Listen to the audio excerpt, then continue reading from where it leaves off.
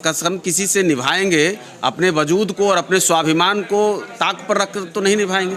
Party के अस्तित्व को समाप्त करने की तैयारी थी, तो क्या हम कसम के चलते पार्टी को खत्म कर देते? जीतन राम मांझी ने कसम खाया था, कसम तो कृष्ण ने भी खाया था, और कृष्ण ने कसम को तोड़ा कितनी बार।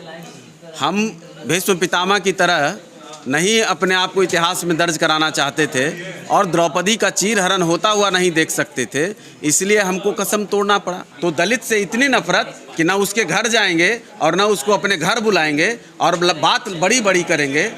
तो ये तो अब दोहरा चरित्र उनका सामने आ गया। आज भी 16 राज्यसभा सांसद बिहार से है, कोई दलित का राज्यसभा सांसद क्यों नहीं है? अरे उनके राष्ट्रीय अध्यक्ष जी उनकी सुपारी ले चुके हैं उनको जॉर्ज फर्नांडिस बनाने की। अब नीतीश कुमार कहाँ जाएंगे? कोई ऐसी पार्टी है जहाँ की नीतीश कुमार जी का आदमी नहीं है? हर पार्टी में वो सेट करके रखते हैं अपना आदमी।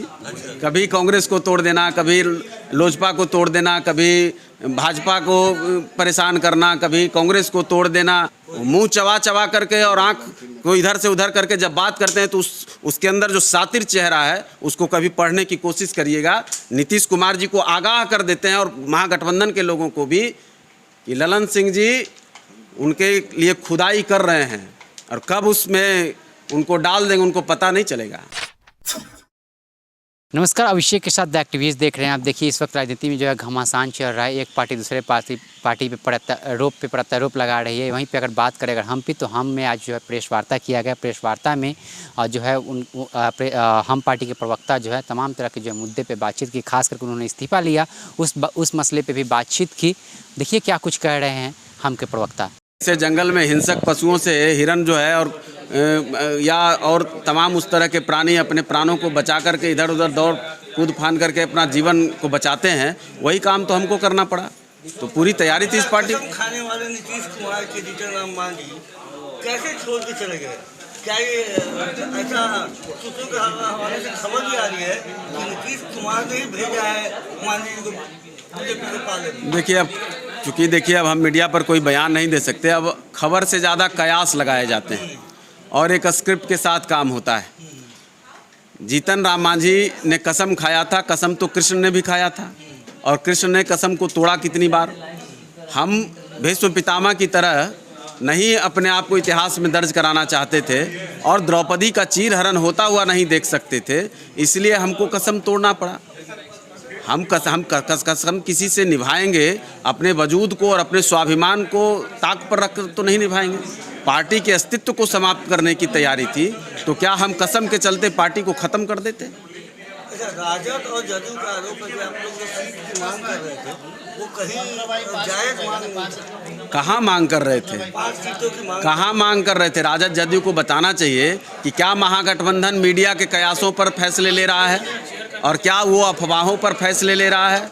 उनको अब जो है राजनीतिक व्यवस्था पर, लोकतांत्रिक व्यवस्था पर अपने ऊपर भरोसा नहीं रह गया है। क्या महागठबंधन की बैठक में हमने मांग की थी? और राजद को बोलने का अधिकार है। जब से महागठबंधन की सरकार बनी, राजद बताए कि क्या किसी बड़े नेता ने, किसी लालू प्रसाद जी से लेकर तेजस्वी जी से लेकर किसी नेता ने हमारे नेता से कोई संपर्क साधने की कोशिश की? कभी बैठकर चाय पीने की कोशिश की? कभी चाय पीना पिलाना, कभी एक दूसरे से मिलना मिलाना, ये सब काम भी करने की कोशिश की? कभी टेलीफोन पर भी बात की? तो दलित से इतनी नफरत कि ना उसके घर जाएंगे और ना उसको अपने घर बुलाएंगे और बात बड़ी बड़ी करेंगे। तो ये तो अब दोहरा चरित्र उनका सामने आ गया। उनको ये प्रमाण बताएं कि पिछले 9 अगस्त से जब से सरकार में हम लोग साथ हुए, तब से एक बार भी वो हमारे दरवाजे पर आए या हमको अपने दरवाजे पर बुलाए। ये तो उनका राजनीतिक चरित्र है। आपके नेता पे मुखबिरी का भी आरोप है कि मीटिंग की बातें आप लोग भाजपा से। जो खुद मुखबिर है वो किसी और को मुखबिरी की आरोप क्या लगाएगा? वो तो खुद मुखबिर है। कौन? आप लोगों के सामने है। कोई ऐसी पार्टी है जहाँ की नीतीश कुमार जी का आदमी नहीं है? हर पार्टी में वो सेट करके रखते हैं अपना आदमी। कभी कांग्रेस को तोड़ देना, कभी लोजपा को तोड़ देना, कभी भाजपा को परेशान करना, कभी कांग्रेस को तोड़ देना, उपेंद्र कुशवाहा जी की पार्टी को समाप्त कर देना, बहन मायावती जी की पार्टी से जब भी कोई विधायक बना उसको अपनी पार्टी में मिला लेना, असदुद्दीन ओवैसी साहब की पार्टी को तोड़वा देना। कोई ऐसा सगा नहीं जिसको उन्होंने ठगा नहीं। खुद भारतीय जनता पार्टी के एजेंट की तरह काम कर रहे हैं। अपने लोग को आज भी उपसभापति के तौर पर हरिवंश बाबू को वहाँ बिठाए हुए हैं और बात करते हैं। राजनीतिक दोहरे चरित्र के ये लोग एक तरफ जेपी आंदोलन के नाम पर पेंशन उठाते हैं और दूसरी तरफ कांग्रेस के गोद में खेलते हैं, और ये हमको राजनीतिक चरित्र का दर्शन दिखाते हैं। अक्टूबर नवंबर में बीजेपी में जा रहे हैं नीतीश खोज दिया उन्होंने, दशरथ मांझी के पोते को अपने पार्टी में। अब छोड़िए ना, यही तो करते रहे हैं। कहाँ है कर्पूरी ठाकुर जी की विरासत, कहाँ है? कहाँ है बाबू जगजीवन राम की बड़ी विरासत? कहाँ है राम सुंदर दास जी की विरासत? तो ये तो काम करते हैं। आखिर मुझे एक सवाल का जवाब महागठबंधन दे दे कि जो आरक्षित सीटें हैं, वो आरक्षित सीटें क्या उनकी देन है, बाबा साहब की देन? और आरक्षित सीटों के अलावा अगर ये किसी दलित महादलित को किसी जनरल सीट से लड़ाते हो तो हमको बताएं।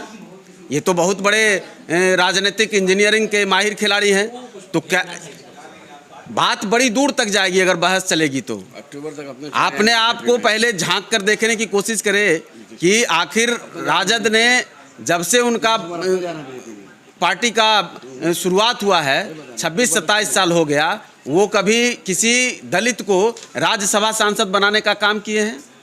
आज भी 16 राज्यसभा सांसद बिहार से है, कोई दलित का राज्यसभा सांसद क्यों नहीं है?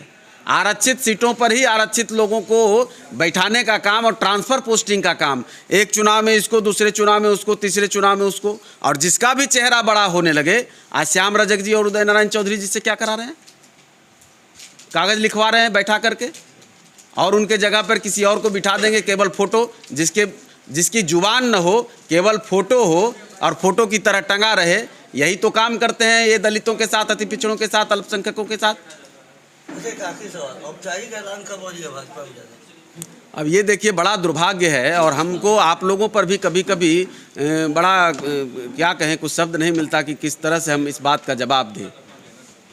जो लोग इधर उधर कूद फांद करके 18 साल में कितनी बार किसके साथ गए, राष्ट्रीय जनता दल जिसका उदय हुआ कांग्रेस के खिलाफ में, कांग्रेस को हरा करके वो मुख्यमंत्री बने, उसी की गोद में खेलने वाले लोग एक दूसरे के खिलाफ क्या कितने नरसंहार, कितना लोगों की हत्या इस राज्य में हुई, और उसके उपज जब नीतीश कुमार जी बने, फिर एक दूसरे के साथ गलबहियाँ खेल रहे हैं, और वो हमसे आप लोगों के माध्यम से सवाल पूछवा रहे हैं कि हम कहाँ जा रहे हैं। वो बताएं नीतीश कुमार जी कि वो आखिर कब भारतीय जनता पार्टी में जा रहे हैं हरिवंश बाबू के माध्यम से, और क्या बातें चल रही हैं, ज़रा बताना चाहिए। भी जाएंगे। अरे उनके राष्ट्रीय अध्यक्ष जी उनकी सुपारी ले चुके हैं उनको जॉर्ज फर्नांडिस बनाने की। अब नीतीश कुमार कहाँ जाएंगे? उनको तो अब वो तैयारी कर चुके हैं, अब खिलौना से खिलवाने की तैयारी है उनकी, और वो खुद कब चले जाएंगे, कहाँ चले जाएंगे? वो मुंह चबा चबा करके और आँख को इधर से उधर करके जब बात करते हैं तो उसके अंदर जो सातिर चेहरा है उसको कभी पढ़ने की कोशिश करिएगा। नीतीश कुमार जी को आगाह कर देते हैं, और महागठबंधन के लोगों को भी, कि ललन सिंह जी उनके लिए खुदाई कर रहे हैं, और कब उसमें उनको डाल देंगे उनको पता नहीं चलेगा। तो आपने देखा कि हम के प्रवक्ता ने साफ तौर पे जो है जितने भी राजनीतिक पार्टियां हैं, जैसे कि जेडीयू हो गए और आरजेडी हो गए, उसके बाद जो है कांग्रेस हो गया, सभी पे निशाना साधा, और साफ तौर पे उन्होंने कहा कि जो है हमारी पार्टी को जिस तरह से जो है हम जो है राजनीतिक तौर पे जो है हमारी पार्टी को विलय कराना चाहता था, पार्टी का अस्तित्व को ख़त्म कराना चाहता था, और जो साथ में उन्होंने ललन सिंह पे भी अपनी पार्टी को जो है ख़त्म करने का आरोप लगाया है। साफ तौर पे आपने सुना। आपकी क्या प्रतिक्रिया कमेंट बॉक्स में दीजिएगा। बने एक्टिविस्ट मैं अभिषेक कुमार, बहुत बहुत धन्यवाद।